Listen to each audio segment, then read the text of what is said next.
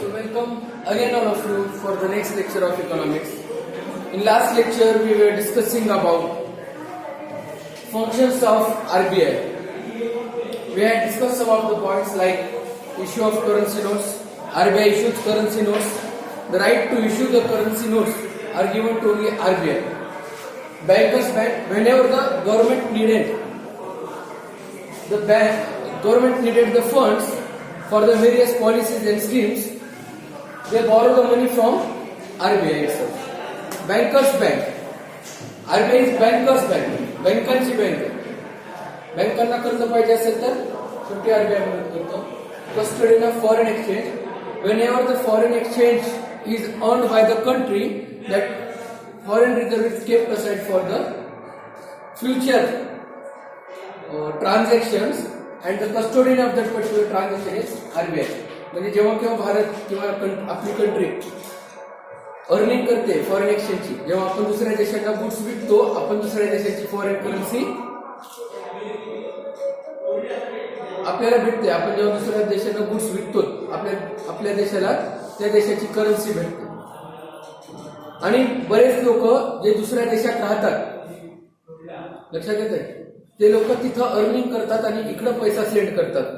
NRI, non residential Indians, इंडियाचे आहेत पण इंडियामध्ये राहत नाही, दुसऱ्या देशात राहतात, ते तिथं पैसा कमवून त्या देशातील करन्सी आपल्या देशात पाठवत राहतात. आणि अशा काही सोर्सेसने foreign exchange government of India कमवते. आणि तो पैसा जो आहे, तो पैसा RBI कडे ठेवला जातो. कस्टोडियन, कोणाकडे असतो पैसा, कोणाच्या कस्टडीत असतो, कोणाच्या ताब्यात असतो, तर RBIच्या ताब्यात असतो. कंट्रोलर ऑफ क्रेडिट, क्रेडिटला कंट्रोल करणं, जसं की काल आपण बघितलं, repo rate, reverse repo rate किंवा CRR, SLR, statutory liquidity ratio, बँकांनी किती पैसा गोल्ड किंवा लिक्विड फॉर्म मध्ये ठेवला पाहिजे यासाठी RBI नियम बनवत असते. आणि ते नियम वेळोवेळी चेंजेस सुद्धा करते मार्केट सिच्युएशन बघून.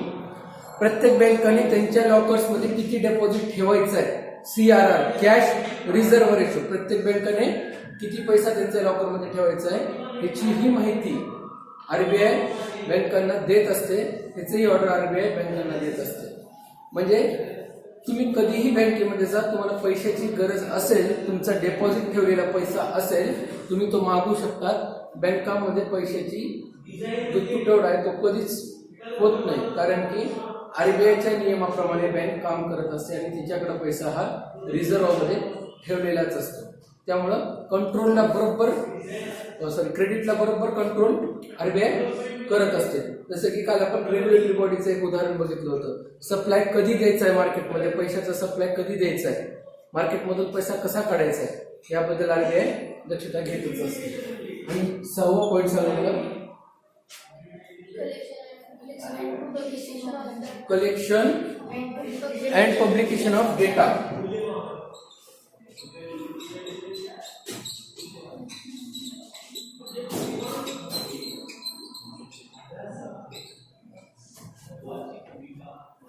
Now you want to know the market situation. आज इंटरनेटचा जमाना आहे, इंटरनेटवर लगेच सर्च करू शकता तुम्ही, गुगल करू शकता. पण इंटरनेटची सगळी माहिती ऑथेंटिकेट आहे का? तुम्ही जो डेटा गोळा करताय, तुम्ही जो डेटा पाहताय, तुम्हाला बघायचं की भारतामध्ये सध्या परिस्थिती काय आहे, करन्सी नोट्सची परिस्थिती काय आहे, ट्रान्झॅक्शन प्रोसेस कसं आहे, रूल्स अँड रेग्युलेशन्स कशी आहे, ठीक आहे, इन्कम लेवल कसं आहे लोकांचं, पैशा संबंधित जी काही माहिती पाहिजे ती माहिती तुम्ही आज गुगलवर टाईप करता, अगदी क्षणाभरात तुम्हाला भरपूर पेजेस गुगलवर दिसतात, है ना. Every problem solution is Google. But whatever information you are getting from the Google, whatever information you are getting from the websites of different sources, whether that information is correct or not, who will authenticate that? काय authenticity आहे त्या डेटाची, तो data correct आहे याची काय guarantee आहे? प्रत्येक वेबसाईट आपापल्या हिशोबाने डेटा मॅनिप्युलेट करते, थोडाफार चेंजेस होतो. अगदी तुम्हाला सांगतो, तुम्ही जे इंटरनेटचा वापर करताय आणि माहिती काढतात, ती माहिती कधी कधी कम्प्लीट चुकीची सुद्धा असू शकते, कारण की तिथेही माहिती अपलोड करणारे लोक तुमच्या आणि माझ्यासारखे. गुगल स्वतः काहीच करत नाही. गुगल हा एक प्लॅटफॉर्म आहे, असे भरपूर मेसेंजर ऍप आहेत, जसं UC ब्राउझर आहे चायनाचा, गुगल आहे, फायरफॉक्स आहे. तर भरपूर वेबसाईट्स आहेत. भरपूर लोक आपापली माहिती आपापल्या परीने इंटरनेटवर टाकत असतात आणि आपण तीच माहिती यूज करत असतो. जी माहिती आपण वाचतोय ती ऑथेंटिकेट आहे का नाही कसं कळणार? लोकांना माहिती हवी आहे. बँकांची पोझिशन काय, SBI ची पोझिशन काय, पंजाब नॅशनल बँकेची पोझिशन काय, कोऑपरेटिव्ह बँकांची पोझिशन काय, किती रुरल डेव्हलपमेंट बँक्स आहेत, भारतावर किती कर्ज आहे, अशी काही माहिती जी प्रश्न तुमच्या डोक्यामध्ये येतात पैशासंबंधित, त्या प्रश्नांची उत्तरं तुम्हाला RBI त्यांच्या वेबसाईटवर देते. RBI डेटा कलेक्ट करतं, ऑथेंटिकेट डेटा, कारण की ती बॉडी आहे जी ऍक्च्युली मध्ये मार्केटमध्ये सिच्युएशन्स हँडल करते आणि ती माहिती गोळा करून RBI पब्लिश सुद्धा करते. कुठं करते? वेबसाईट्सवर. सो तुम्हाला जर मॉनिटरी ट्रान्झॅक्शन संदर्भात जर ऑथेंटिकेट माहिती हवी असेल तर तुम्ही RBIच्या वेबसाईटचा वापर करू शकता. म्हणून RBI गव्हर्नमेंट काय करते? डेटा गोळा करते. अजून डेटा का गोळा केला जातो? तुम्हाला तर माहिती व्हावीच, जनरल पब्लिकला तर माहिती व्हावीच, जी माहिती हवी आहे ती. गव्हर्नमेंटला सुद्धा व्हेरियस प्रोजेक्टसाठी माहिती हवी असते. तुमच्याकडे माहितीचा अभाव असेल तर तुम्ही वेगवेगळे प्रोजेक्ट राबवू शकत नाही, है ना?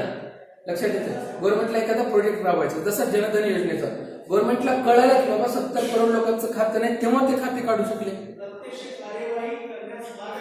है ना? जेव्हा गव्हर्नमेंटला कळालं की एवढ्या लोकांचे खाते नाही, किंवा जेव्हा गव्हर्नमेंटला कळालं की भारतामध्ये किती लोकांचा आधार लिंक आहे बँकांना, तेव्हा गव्हर्नमेंट काही ना काहीतरी पॉलिसी राबवू शकली. सो जी काही स्कीम्स गव्हर्नमेंटला पैशासंबंधित मॉनिटरी ट्रान्झॅक्शन संबंधित गव्हर्नमेंटला स्कीम्स राबवायच्या आहेत, त्यासाठी माहिती तर हवी आहे. बरोबर आहे ना? तुम्हाला आधी पाण्याची खोली रुंदी लांबीच माहित नाही, ढोरे किती आहेत पाण्यात माहित नाही, डायरेक्ट पाण्यात उतरलं तर तुमचा जीव सुद्धा जाऊ शकतो. गव्हर्नमेंटला जर माहितीच नसेल आणि गव्हर्नमेंट जर स्कीम्सवर स्कीम्स आणत असतील तर ती स्कीम मोठी होणार नाही, ती फेल होईल, ती सक्सेस होणार नाही त्या स्कीमला. एखादा प्रोजेक्ट राबवायचा गव्हर्नमेंटला एवढा सोपं आहे का? तर त्यासाठी माहिती हवी आहे आणि कलेक्शन आणि पब्लिकेशन ऑफ डेटा लोकांना, जनरल सामान्य लोकांना सुद्धा माहिती व्हावी. तुम्ही शोधू शकतात माहिती RBIच्या वेबसाईटवर. तुम्हाला मॉनिटरी ट्रान्झॅक्शन संदर्भात ज्या काही माहिती हवी असतील, जे काही नियम माहिती हवे असतील, पोझिशन माहिती हवी असेल, जी काही तुम्हाला माहिती हवी आहे ती तुम्हाला RBI पुरवते. म्हणजे RBIचं हे सुद्धा काम आहे. कंट्रोल तर करायचंच आहे, पण माहिती सुद्धा पुरवायचं, कलेक्शन करायचं डेटाचं. कारण की भविष्यामधल्या योजनांसाठी आजची यथास्थिती माहित असणं गरजेची आहे. बरोबर आहे ना? त्यामुळं collection of publication of data सुद्धा RBI करते. अजून काय करते RBI? Promotional and developmental function.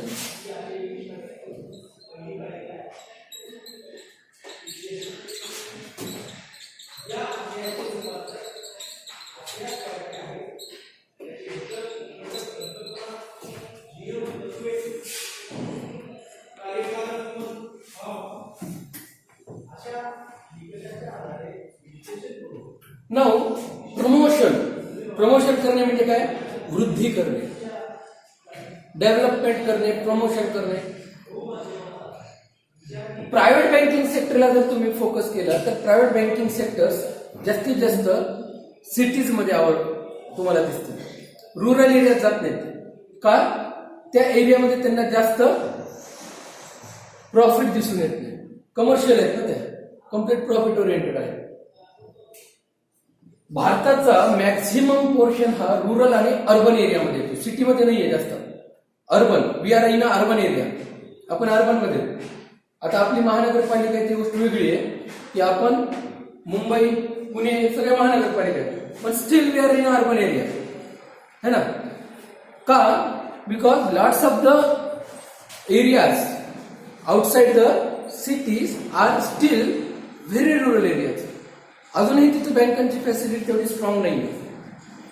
आता तरी तुम्हाला बँकांची फॅसिलिटी जरा चांगली दिसत असेल मागच्या काही काळामध्ये. अगदी 10 वर्ष अगोदर तर बँकांची पोझिशन खूपच अवघड होती. तर रुरल एरियामध्ये बँकांचा विस्तार व्हावा किंवा सेमी अर्बन एरिया म्हणजे जसं रेणापूर आहे, ना रुरल मध्ये येते ना अर्बन मध्ये येते, पण सेमी अर्बन मध्ये आहे, थोडासा अंबाजोगाई सारखा एरिया आहे, सेमी अर्बन मध्ये आहे ना. सो असेही काही प्लेसेस आहेत ज्या प्लेसेसमध्ये बँकांचा विस्तार होणं गरजेचं आहे. तर आरबीआय प्रमोशन आणि डेव्हलपमेंट फंक्शन वृद्धी करण्याचं काम, बँकांचा विस्तार करणे किंवा रुरल एरियामधल्या लोकांना एक टेन्शन असतं. बघा तुम्ही विचार करा, एक शेतकरी आहे, तुम्हाला जर एखाद्या बँकामध्ये जायचं असेल तर तुम्हाला कोणती बँक आवडते? एक चांगली एसी वगैरे असणारी बँक. तुम्हाला जर खातं काढायचं असेल तर तुम्ही अशी बँक बघून काढणार की तिथे एसी वगैरे आहे, बरोबर आहे, तिथे चांगली फॅसिलिटीज वगैरे आहे, अशा बँकामध्ये जाणार. 10x10चं कॅबिन आहे, तिथंच पिऊन बसलाय, तिथंच जे मॅनेजर बसतंय, तिथंच क्लर्क बसतंय, 4च माणसं आहेत, अशा बँकामध्ये तुम्हाला जायला आवडणार नाही, कारण की तिथं रश सुद्धा खूप बाहेरपर्यंत असेल. तुम्ही HDFC मध्ये जा, ऍक्सिस मध्ये जा, ICICI मध्ये जा, तुम्हाला गर्दी कधीच दिसणार नाही. बघा भारतातील सर्वात मोठी बँक कोणती आहे? कोणती आहे? अरे ते तर आरबीआय तर बँकांची बँक आहे, SBI म्हणजे वृद्ध आहे. बँकांचा विस्तार बघा किंवा कॅपिटलायझेशन बघा, SBI आहे ना. दुसऱ्या नंबरला कोण आहे?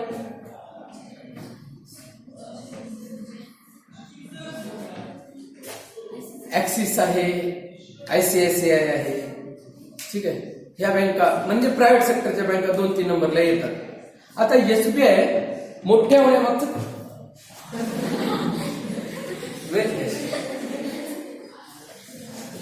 आता SBI मोठी होण्यामागचं महत्वाचं रिझन सांगतो तुम्हाला. SBI काय मोठी? एक तर ती पब्लिक सेक्टरची बँक, पब्लिक सेक्टरची बँक म्हणजे 51% पेक्षा जास्त गव्हर्नमेंटचे शेअर्स, गव्हर्नमेंट स्वतः 51% पेक्षा जास्तचे मालक आहे. आता गव्हर्नमेंटचा सपोर्ट ज्याला आहे ती मोठी तर होणारच ना. कळतंय मी काय म्हणतो? सेंट्रल गव्हर्नमेंटचे जेवढे एम्प्लॉईज आहेत, जेवढे, त्या सगळ्यांची पगार SBI मध्ये. सेंट्रल गव्हर्नमेंटचे जेवढे नोकर आहेत, जे काही सॅलरी पीपल आहेत, त्यांची कुठे पगार होते? SBI मध्ये. ह्या लोकांची पगार जर SBI मध्ये कंपल्सरी होत असेल, तो म्हणाला की सर माझं ऍक्सिस मध्ये खातं आहे, मला HDFC मध्ये खातं आहे, SBI मध्ये बघा किती गर्दी असते ना. SBI मध्ये विड्रॉलची स्लिप जरी काढायची असेल, डिपॉझिट जरी करायचं असेल, 1.5 तास तर वेळ काढूनच जावं लागतं, निवांत जावं लागतं, गडबडचं कामच नाही तिकडं. ते पण राजा आपल्या हिशोबाने काम करतो, आपण आपलं वाट बघायचं. खरं आहे ना, ही परिस्थिती आहे. आता देशातील 2 नंबरच्या बँका एक अंदाज लावतो आपण, ऍक्सिस सारखी, ICICI, HDFC, ठीक आहे. अशा ज्या बँका आहेत 2 नंबर, 3 नंबर, 4 नंबर जे काही असते, पण ह्याही बँका मोठ्या आहेत. आता बघा इथं तर गर्दीच दिसत नाही तुम्हाला कधी. तुम्ही जा, तुम्हाला गर्दी दिसणार नाही, कोण निवांत काम होऊन जाईल तुमचं. अगदी तुम्ही 5 मिनिटात बाहेर पडण्याच्या स्थितीमध्ये असू शकतात अशा बँकामध्ये, तरी पण हे टॉपवर आहेत. इथं तर खातं काढणं कंपल्सरी नाही ना, गव्हर्नमेंटचाही सपोर्ट नाही. ह्या टॉपवर कसं आहे? कारण की ह्या बँकांचे कस्टमर जे आहेत ते कस्टमर्स घरी बसून ऑनलाईन व्यवहार करतात, बँकेमध्ये गर्दी नाही. इकडं लोड जास्त आहे, ब्रांच एक्सपान्शन सुद्धा तेवढे नाही आहेत, पण त्यापेक्षा जास्त तिथं लोकांचं व्यावहारिकता कमी आहे. ह्या बँका तुम्हाला रुरल एरियामध्ये दिसतील, सेमी अर्बन एरियामध्ये दिसतील, अगदी छोट्या छोट्या गावात सुद्धा छोटीशी ब्रांच चालू करून बसते. ही बँक दिसणार नाही, प्रॉफिट ओरिएंटेड. मग आरबीआयचा फंक्शन काय आहे? अशा बँकांना, रुरल एरियापर्यंत डेपॉझिटर्स, मी तुम्हाला आता उदाहरण देत होतो की तुम्हाला जर एखाद्या बँकेमध्ये खातं काढायचं असेल, इकडं मिनिमम 10,000, 5,000 असं डेपॉझिट ठेवावं लागतं. इकडं 500 रुपये खातं जरी ठेवलं, आणि जनधन योजनेपासून तर 0 रुपये बॅलन्स न सुद्धा तुम्ही स्टार्ट करू शकता. एकही रुपया बँकेत ठेवायची गरज नाही. इकडं मिनिमम 5,000 10,000 असे पैसे खात्यात ठेवावेच लागतात. लक्षात येतं मी काय म्हणतो तुम्हाला. मग लोकांना इकडं सवलती जास्त आहेत तर लोक इकडं का वळत नाही, इकडेच का वळतात. तुम्हाला जर कर्ज पाहिजे असेल तर तुम्ही मोठ्या व्यक्तीवर एका शेतकऱ्याला विचारा, तुला कर्ज घेऊन देतो चल बाबा म्हणून. ही बँक पण तेवढाच व्याज घेते, ही बँक पण तेवढाच व्याज घेते. एक बँक आहे तिथंच मॅनेजर बसलाय, पिऊन आहे, क्लर्क आहे, छोटा एक खूप झालं तर एका हॉल एवढा बँक आहे. आणि दुसरी बँक अशी काचेची बिल्डिंग आहे, एसी आहे. शेतकऱ्यांना म्हणत चल तुला पैसे पाहिजेत ना ह्या बँकेतून घे. काचेच्या बिल्डिंग मध्ये घुसते का दुसऱ्या बिल्डिंग मध्ये घुसते. साध्या जागी जाते त्याला, काचेच्या बिल्डिंग जात नाही, त्याला धोका वाटतोय. त्याला वाटतं ही बँक आपल्यासाठी नाहीच, नको. भीती आहे, दडपण आहे. डेपॉझिट ठेवायचं. गावातले लोक अशाच बँकेमध्ये जास्त जातात, इकडे जात नाही. काचेची बिल्डिंग त्यांना नको वाटतं. काय आहे की एक दडपण आहे लोकांमध्ये. तर आरबीआयचं काम आहे प्रमोशन करणं, लोकांमध्ये डिपॉझिटर्स मध्ये सेक्युरिटीची भावना निर्माण करणं. त्यांना इनसिक्युअर फील होते. लोकांना म्हणलं की बँकामध्ये पैसे ठेवा. आजची परिस्थिती नाही, अजून 15 वर्ष अगोदरची परिस्थिती बघा. लोक बँकामध्ये सुद्धा पैसे ठेवायला पाहिजे. झालेले आहेत, काही स्कॅम झाले होते, काही फ्रॉड झाले होते, मागच्या काही काळामध्ये झालेले आहेत स्कॅम. आणि त्यामुळे लोकांमध्ये भीती. ते म्हणतात की बँकेत ठेवण्यापेक्षा घरी ठेवलेलं काय वाईट, त्याच्यापेक्षा सोनं घेऊन टाकतो, मला पैसाच लावायचा नाही. लोक डेपॉझिटच करणार नाही तर लोन कसं देणार बँका. कारण की तुमचा डेपॉझिट ठेवलेला पैसा बँक कोणाला तर लोन मध्ये देते. तर आरबीआयचं फंक्शन आहे प्रमोशन आणि डेव्हलपमेंट करणं. डेव्हलपमेंट करणं, बँकांचा डेव्हलपमेंट. आज बघा बँकांचा विस्तार किती मोठा झालाय. आज एसबीआयची हालत आधीपेक्षा तर सुधारली आहे. पब्लिक सेक्टरच्या बँका आधीपेक्षा चांगल्या प्रोग्रेसमध्ये आहेत. प्रायव्हेट सेक्टरच्या बँका तर आपापल्या हिशोबाने प्रोग्रेस करतच आहेत, है ना. त्यामुळे डेव्हलपमेंट सुद्धा करणं आणि प्रमोशन सुद्धा करणं. प्रमोशन करणं म्हणजे वाढ करणे, लोकांमध्ये अवेअरनेस निर्माण करणं, सिक्युरिटी निर्माण करणं, लोकांमध्ये लोकांना अवेअर करणं की तुम्ही डेपॉझिट ठेवा, तुमचा पैसा सेफ आहे. मागे एकदा पंजाब नॅशनल बँकेमध्ये चोरी झाली होती कोणत्या तरी एका गावामध्ये, आय थिंक उत्तर प्रदेशमध्येच. आणि तिथल्या डेपॉझिट वगैरे जो काही ठेवलेला लॉकर मधला पैसा होता तो लोक घेऊन गेले. लॉकरमध्ये आपण सोनं वगैरे पण ठेवतो, लॉकर वगैरे तोडून घेऊन गेले. सोनं खालून सुरुंग बनवली, डायरेक्ट लॉकर रूम मध्येच उघडली. आणि बँका म्हणाले की आता आमच्याकडे पैसा नाहीये. खूप दिवस डेपॉझिटर्स रस्त्यावर बसले होते आंदोलन करत, आमचा पैसा आम्हाला परत, आमचा कष्टाचा पैसा आहे. अशी जर परिस्थिती निर्माण होत असेल तर बँकावर भरोसा उठून जाईल ना लोकांचा. तर आरबीआयचं काम आहे लोकांमध्ये ती सिक्युरिटी जी आहे, ती जी आय एम फिलिंग सेफ, आपण म्हणतो ना मला सेफ वाटतं की माझा पैसा बँकामध्ये सुरक्षित आहे, ती भावना निर्माण करण्याचं काम सुद्धा आरबीआयचं आहे. आणि आरबीआय त्यासाठी प्रयत्न करत असते. हेही आरबीआयचं फंक्शन आहे. नंतर आहे काही अदर फंक्शन सुद्धा आहे आरबीआयचे.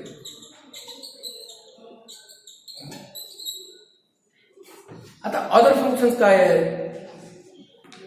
RBI act as a clearing house for settling accounts between member banks. As a lender of last resort, it also provides liquidity to bank experiencing financial difficulty. बँकांना जेव्हा फायनान्सची खूप गरज असते, असं एक उदाहरण देतो तुम्हाला. मला एका बँकेचा तुम्ही किस्सा ऐकला असेल. पंजाब नॅशनल बँक, नीरव मोदी यांनी पंजाब नॅशनल बँकेसोबत फ्रॉड केला होता, नीरव मोदी, आणि ते ब्रिटनला पळाले. तुम्हाला जेव्हा फायनान्शियल क्रायसिस होतात तुम्ही बँकांकडे धावता. बँकांना जेव्हा फायनान्शियल क्रायसिस होतात, बँकांना जेव्हा नुकसान होतं, तेव्हा बँक कुठं धावतात, आरबीआय. अगदी एसबीआयची सिच्युएशन सुद्धा बऱ्याचदा एसबीआयला नुकसान झालेलं आहे. एक उदाहरण देतो मी तुम्हाला. हर्षद मेहताबद्दल सांगितलं.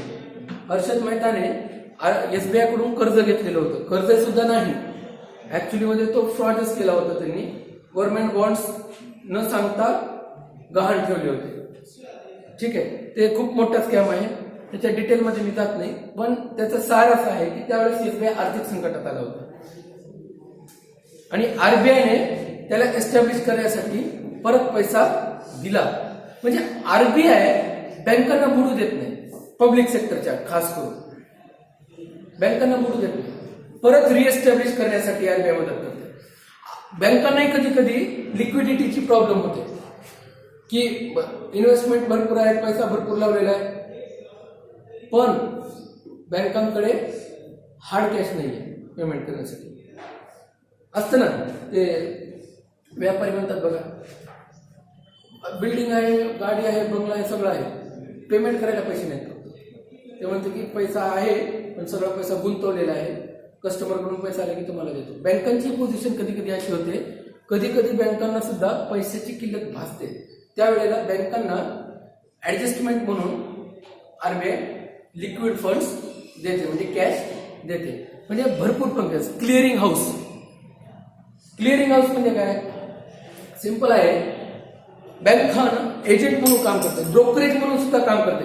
बँक शेअर मार्केटमध्ये वगैरे तुम्हाला इन्व्हेस्ट करायचं असेल तर त्यासाठी सुद्धा मदत करते. हे अदर फंक्शन मध्ये येतात. क्लिअरिंग हाऊस म्हणजे काय, आता समजा तुझं नाव आहे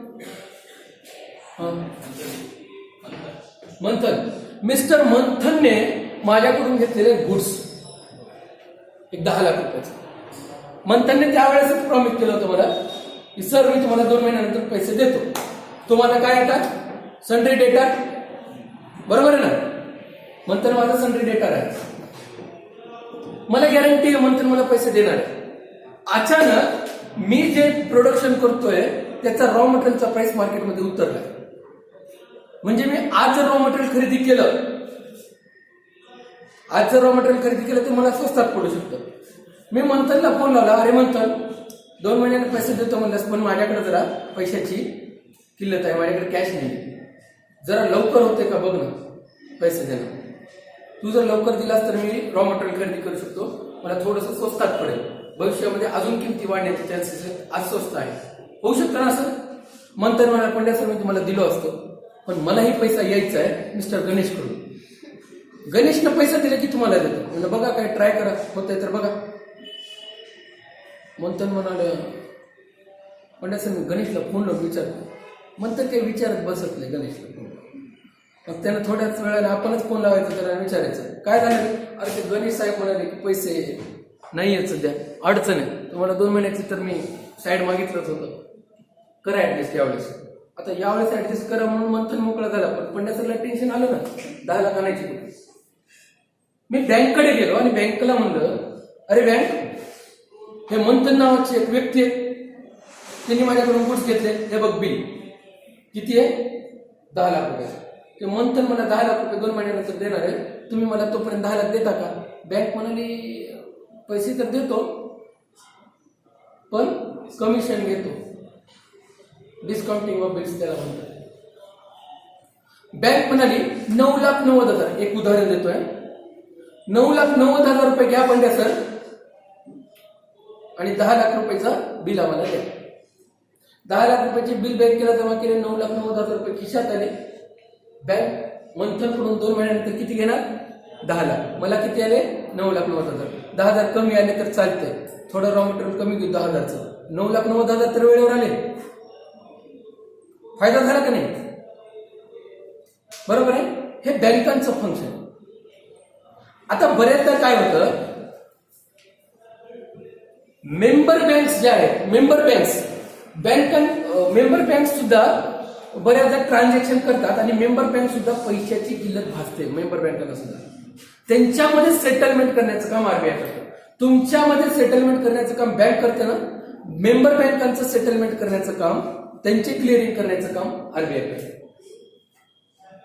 कारण की बँक सुद्धा बिझनेसच करतात नाही काही हिशोबाने, त्यांना कधी कधी पैशाची किल्लत भासते, कधी कधी त्यांचे सेटलमेंट, मेंबर बँकेचे सेटलमेंट करावे लागतात. आणि त्यामुळं आरबीआय भरपूर काही फंक्शन्स अशा प्रकारचे करत असते. भरपूर आहेत, चांगलं आहे. 8 फंक्शन्सवर आरबीआयचं काम संपत नाही, भरपूर आहे, चार्टरच आहे खूप मोठा. तर इथं आपण आरबीआयचे फंक्शन संपवतोय. कोणाला अडचण आहे तर विचार, ठीक आहे. आता नेक्स्ट पॉइंट बघू,